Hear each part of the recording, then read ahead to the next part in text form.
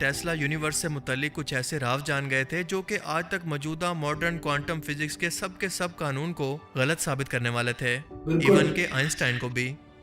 और बिस्मिल्लाहिर्रहमानिर्रहीम, अस्सलाम वालेकुम। आज हम जो वीडियो देखने वाले हैं वो है दुनिया का ऐसा साइंसदान जिसने ऐसी रिसर्च की जिसने कायदों को भी ठुकरा दिया, और उसने ऐसी रिसर्च की जिसमें उसने जो है अहराम मिस्र और कायनात के ऐसे राजों से उसको पता चल गए थे जो कि दुनिया जब उससे पूछती थी तो उसको पागल कहती थी।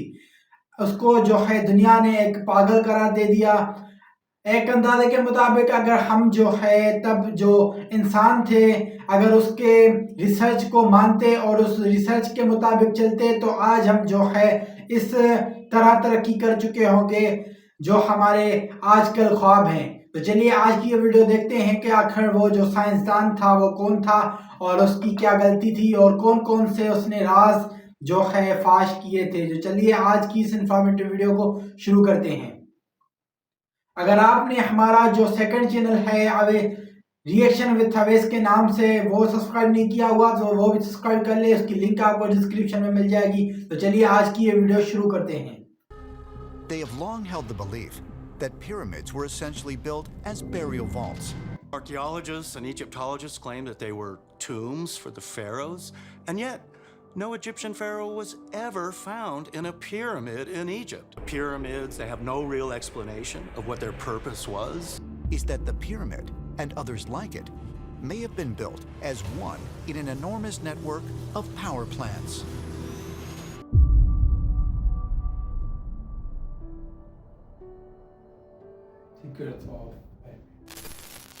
निकोला टेस्ला इंसानी तारीख के ज़हीन तरीन दिमागों में से एक था। बिल्कुल। एक ऐसा शख्स जो कि अपने वक्त से बहुत बहुत आगे चल रहा था और कुछ ऐसी इजादात करना चाहता था जिसे उस वक्त के ज़हीन तरीन दिमाग भी कबूल करने को तैयार नहीं थे, जिसकी वजह से इसे पागल कहा गया और सारी इसके जिंदगी लिए से उसको साइंस के अंदर पागल वो करार मकाम दे ना मिल दिया सका गया। जिसका वो असल में हकदार था। बिल्कुल। और इसकी वजह यह थी कि टेस्ला यूनिवर्स से मुतल्लिक कुछ ऐसे राज जान गए थे जो कि आज तक मौजूदा मॉडर्न क्वांटम फिजिक्स के सब कानून को गलत साबित करने वाले थे, बिल्कुल। इवन के आइंस्टाइन को भी। और अगर उस आइंस्टाइन को वक्त भी। इनकी बातों को सीरियस लिया जाता और इन्हें मौका दिया जाता तो आज की दुनिया टेक्नोलॉजी के मामले में कम से कम 100 साल आगे होती। इंसान ज़मीन पर नहीं बल्कि आसमान में सितारों में कहीं पर सफ़र कर रहे होते, क्योंकि वो इस कायनात के बेसिक स्ट्रक्चर को समझने में कामयाब हो गए थे जिसे आज के साइंसी दिमाग चाहकर भी कबूल नहीं कर पा रहे। मगर आपको ये जानकर हैरत होगी कि टेस्ला के मुताबिक आज की क्वांटम फिजिक्स को जो कि इंसानों को पढ़ाई जा रही है वो सब की सब गलत है। पर कैसे, आइए जानते हैं। बिल्कुल, ये कैसे गलत है। इंसानों ने एटम का बेसिक स्ट्रक्चर तो दरियाफ्त कर लिया है, यानी बिल्कुल। एटम जिससे दुनिया और कायनात की हर एक चीज़ बनी है। और ये बिल्कुल। एटम बना है कुछ पार्टिकल से जो कि हैं इलेक्ट्रॉन, न्यूट्रॉन, प्रोटॉन। इलेक्ट्रॉन। बिल्कुल। फिर इन पार्टिकल्स का भी बेसिक स्ट्रक्चर है चार्ज पार्टिकल्स जिन्हें कहते हैं क्वार्क्स। मजीद इन क्वार्क्स का भी एक बेसिक स्ट्रक्चर है जिससे ये बने हैं और इसको कहते हैं स्ट्रिंग्स, यानी रस्सियाँ जो हमेशा वाइब्रेट करती रहती हैं। और इसी वाइब्रेशन से हमारी एटम से बनी हर एक चीज़ कायम है, मौजूद है, हरकत में है। हम, हमारी ये ज़मीन, सूरज, गैलेक्सीज और कायनात पे मौजूद हर एक चीज़ जो कि हमें नज़र आती है या फिर नज़र नहीं आती, इसी वाइब्रेशन की पैदावार है। अब यहाँ पर आकर क्वांटम फिजिक्स का एंड हो जाता है कि बस ये स्ट्रिंग्स मौजूद हैं और ऐसा हूबहू करती हैं, मगर टेस्ला की खोज इसके बाद शुरू होती है क्योंकि इन्होंने ये सवाल उठाया कि ये वाइब्रेशन आखिर पैदा ही क्यों हो रही हैं, बिल्कुल। कौन है इसका जिम्मेदार, क्या हम ये खुद बात से सोचने छेड़छाड़ की करके है। इसके अंदर अपनी मर्जी का बदलाव कर सकते हैं। बिल्कुल। और जो कुछ इन्होंने डिस्कवर किया वो वाकई आपके होश उड़ा देगा। इसके साथ साथ टेस्ला अहराम मिस्र का राज भी दुनिया को दे गए थे जो कि आपको वीडियो में ज़रा आगे चलकर समझ आएगा। अहराम मिस्र।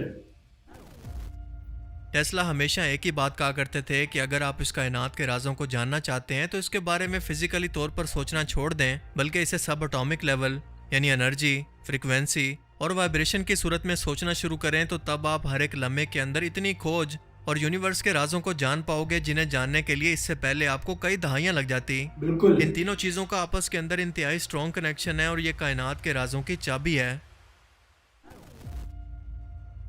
जैसा कि हमने पहले जाना कि हमारी यूनिवर्स के अंदर हर एक चीज़ वाइब्रेशन के अंदर है और उसके पार्टिकल्स की वाइब्रेशन ये डिसाइड करती है कि वो क्या चीज़ बनेगी। बिल्कुल। मिसाल के तौर पर आपके आसपास मुख्तलिफ वेवलेंथ की इलेक्ट्रोमैग्नेटिक फ्रिक्वेंसीज मौजूद हैं जिनके बेसिक स्ट्रक्चर यानी स्ट्रिंग की वाइब्रेशन इन्हें एक दूसरे से डिफरेंट या अलग बनाती है, और टेस्ला के मुताबिक इसकी वजह है सॉन्ग, वाइब्रेशन, रेजोनेंस। यानी इस कायनात को एक ख़ास किस्म की आवाज़ों की वाइब्रेशन से तैयार किया गया है, जैसा कि हर एक चीज़ की स्ट्रिंग्स की वाइब्रेशन करने का एक अलग पैटर्न होता है और वो दूसरी चीज़ से अलग होती है, जिसका मतलब कि ये आवाज़ की लहरें एक फिजिकल वजूद के अंदर बदल रही हैं। बिल्कुल। चलें इसे ज़रा एक वजाहत से समझते हैं। मिसाल के तौर पर हम किसी नई चीज़ को तख्लीक करना चाहते हैं जो कि फ़िज़िकली हमारे हाथों के अंदर मौजूद हो, तो हमें सबसे पहले इसके बेसिक लेवल यानी स्ट्रिंग्स को वाइब्रेट करवाना पड़ेगा और इसके बाद इसका बड़ा स्ट्रक्चर यानी एटम और फिर इसकी फ़िज़िकल शेप बनेगी। इसी अमल को हम शुरू करते हुए एक बड़े स्पीकर पर एक ख़ास किस्म की फ्रिक्वेंसी की आवाज़ों को मुसलसल चलाते हैं, तो देखें इसका रिएक्शन क्या होगा।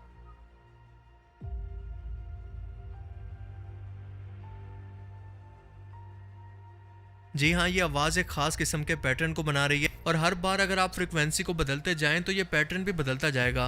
यानी ये साउंड फ्रिक्वेंसी एक फ़िज़िकल शेप ले रही है और इन्हीं साउंड फ्रिक्वेंसीज ने दुनिया के अंदर मौजूद हर एक फिजिकल चीज़ को तरतीब दी है जो कि हमें मौजूदा शेप के अंदर नज़र आती है। बिल्कुल।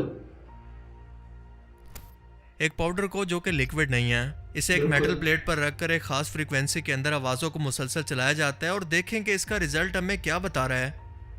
ये बिल्कुल वही अमल दिखा रहा है जैसे ज़मीन से पहाड़ बने, आतिश फिशां पहाड़, दरिया, नदियाँ और हर एक लैंडस्केप बना। यानी जैसे हम मेटल पर रखकर ये एक्सपेरिमेंट कर रहे हैं, तो बिल्कुल वैसे ही असल के अंदर ज़मीन के अंदर से एक ख़ास किस्म की फ्रिक्वेंसी ने आज के मौजूदा तमाम लैंडस्केप्स को तरतीब दिया।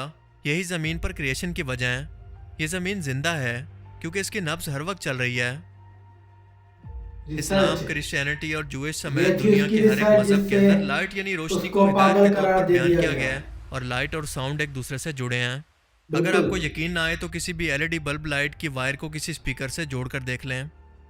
ये साउंड फ्रिक्वेंसीज इतनी असरदार हैं कि अगर इन्हें पानी पर भी चलाया जाए तो हर बार ये अपना पैटर्न और अपना असर बदल लेगा। रॉयल रेमंड राइफ तारीख में एक ऐसा अमेरिकन इन्वेंटर गुजरा है जिसने रेडियो वेव जैसी फ्रिक्वेंसी पैदा करने वाली एक मशीन तैयार की थी और इसका दावा था कि इंसानी जिस्म के बीमार या कैंसर ज़दा सेल्स जिन स्ट्रिंग या फ्रिक्वेंसी से मिलकर बने हैं, इसे मेरी मशीन से पैदा होने वाली इलेक्ट्रोमैग्नेटिक वेव्स हमेशा के लिए ख़त्म कर सकती हैं, जिसका इंसानी सेहत पर भी कोई नुकसानदेह असर नहीं होगा। हर एक बीमारी, चाहे वो कैंसर हो, कोई वायरस या बैक्टीरिया, सबका इलाज इन साउंड वेव से मुमकिन है।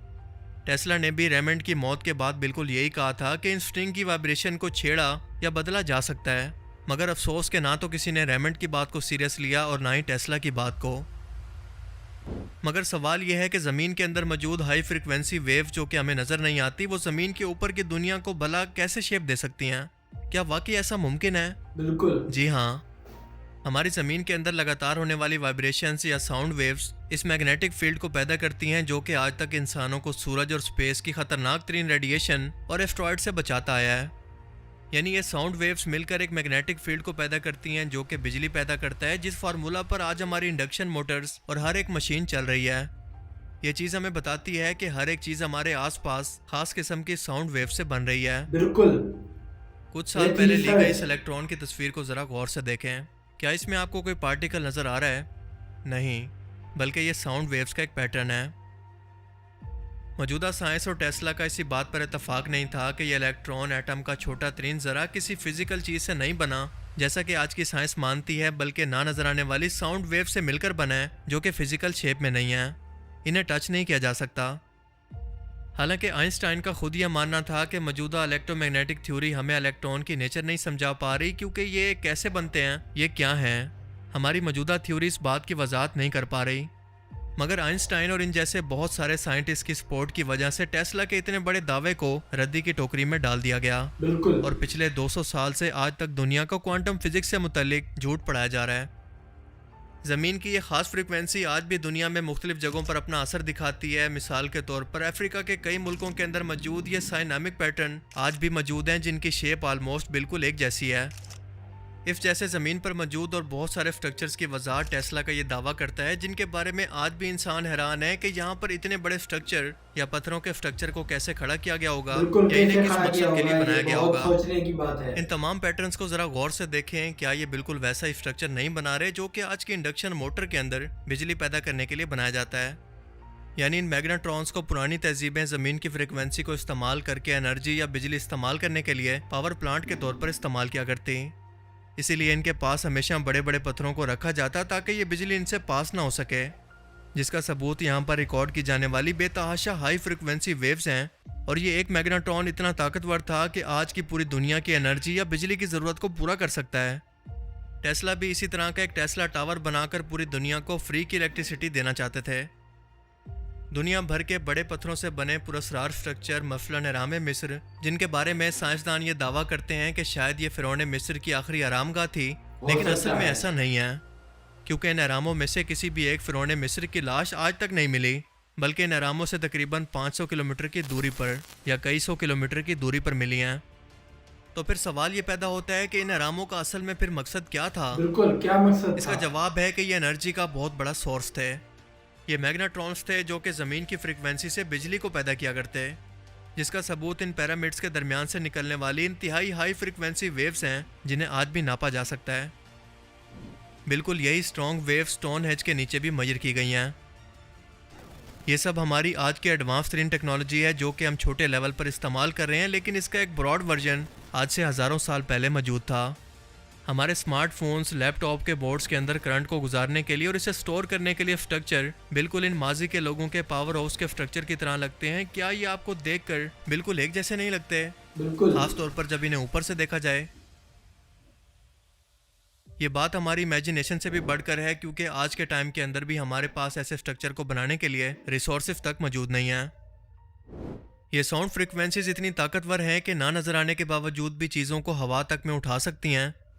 ये समंदरी तूफ़ान हवाओं के तूफ़ान को पैदा कर सकती हैं, बारिशें बरसा सकती हैं। और अगर आपको यकीन ना आए तो 2003 के अंदर होने वाले इस पेटेंट को गौर से देखें कि 2 लोगों ने यह दावा किया है कि वो ऐसी मशीन को बनाने वाले हैं जो एक ख़ास किस्म की साउंड वेव से हुरिकेन को ला सकते हैं। यानी ये कोई फिक्शन नहीं बल्कि रियलिटी है। बिल्कुल।